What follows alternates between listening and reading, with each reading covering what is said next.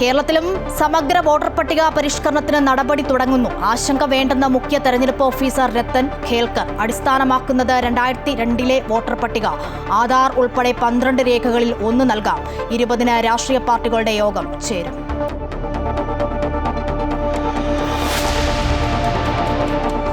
ന്യൂനപക്ഷ സംഗമത്തിൽ വിശദീകരണവുമായി സർക്കാർ. ന്യൂനപക്ഷ സംഗമം മാത്രമല്ല, 33 വകുപ്പ് തല സംഗമങ്ങളാണ് നടത്തുന്നതെന്ന് വിശദീകരണം.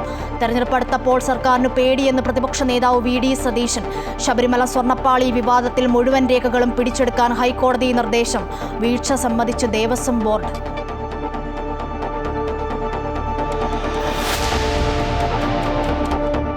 CPI-യിൽ കടുംവെട്ട്. മുതിർന്ന നേതാക്കൾ സംസ്ഥാന നേതൃത്വത്തിന് പുറത്ത്. നിർണായകമായത് പ്രായപരിധിയും വിഭാഗീയതയും. അതൃപ്തി തുറന്നു പറഞ്ഞ് ES ബിജിമോളും GS ജയലാലും.